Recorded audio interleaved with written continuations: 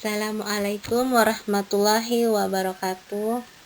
Hari ini saya Ibu Depuraningsi kembali untuk memberikan materi tentang produksi video.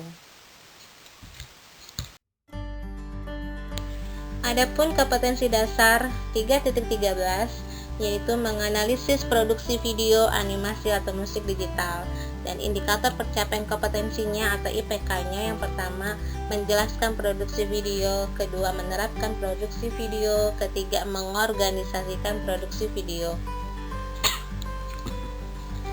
Sedangkan kompetensi dasar 4.13 memproduksi video. Jadi IPK-nya yang pertama adalah mengoperasikan kamera, kedua, menggunakan teknik penempatan dan pergerakan kamera, ketiga, memodifikasi pencahayaan, keempat, mengoperasikan perangkat lunak animasi, kelima, melakukan modeling, texturing, rigging, keenam, modifikasi objek, ketujuh, mengoperasikan perangkat lunak penulisan nada atau penyunting audio.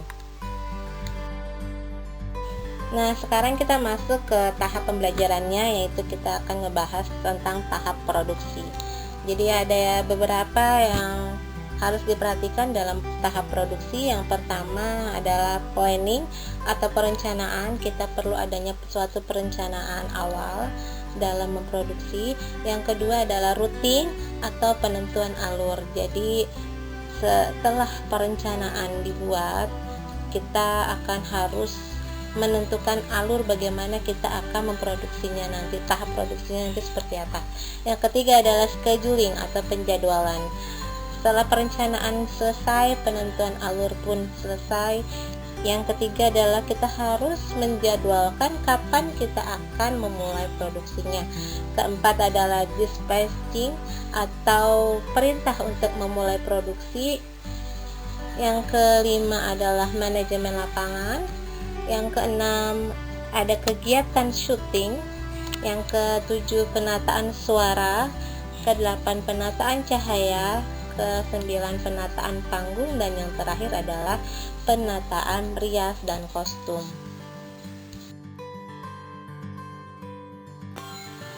Setelah kita mengetahui tahap produksi yang disiapkan, berikutnya kita akan bagaimana cara menggambar dengan telepon genggam, menangkap gambar dengan telepon genggam atau handphone.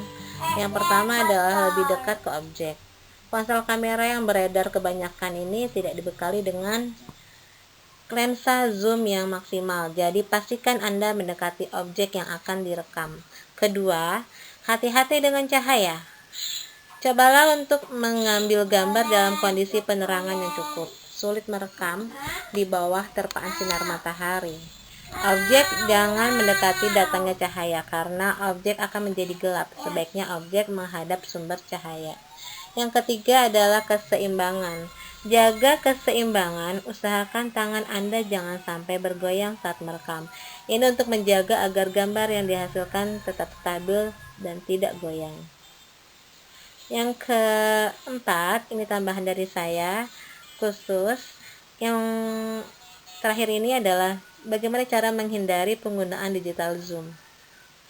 Dekatkan diri ke objek dengan cara menggeser posisi Anda, itu maksudnya.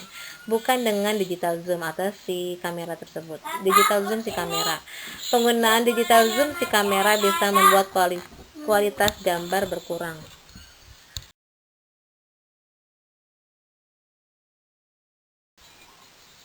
Setelah kita mengetahui tips menangkap gambar dengan handphone, kita juga harus tahu ukuran-ukuran dalam men-shoot atau gambar.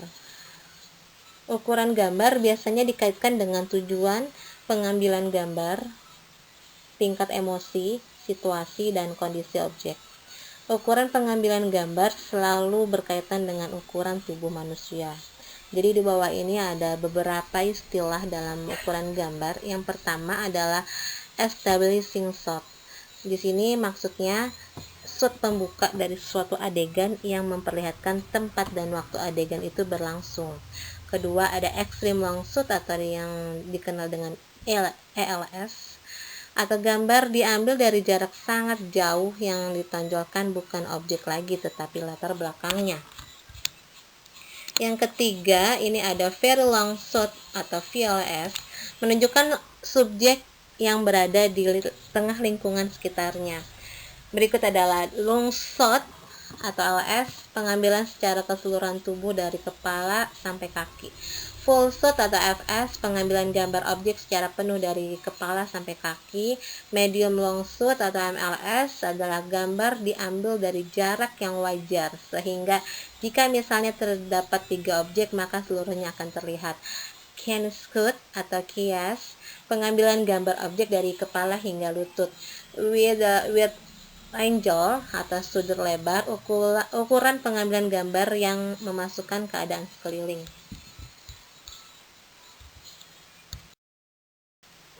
Di bawah ini ada tambahan istilah dalam pengambilan gambar, sambungan dari slide yang sebelumnya, yaitu mid shot atau MS, menunjukkan mulai bagian kepala sampai pinggul. Ukuran MS ini berfungsi untuk menunjukkan siapa yang sedang melakukan aksi.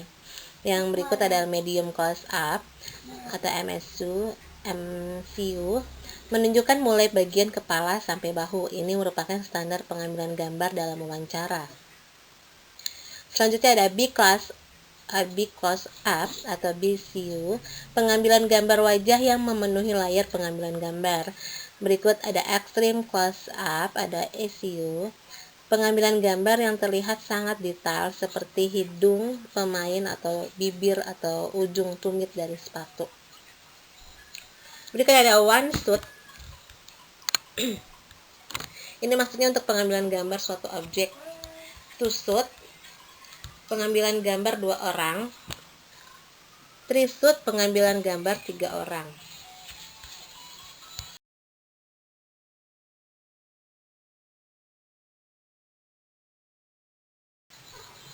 Nah, sekarang kita masuk ke tata cahaya. Teknik tata cahaya ada 3 atau disebut 3-point lighting. 3-point lighting ini adalah metode standar yang digunakan dalam media visual seperti video, film, dan fotografi.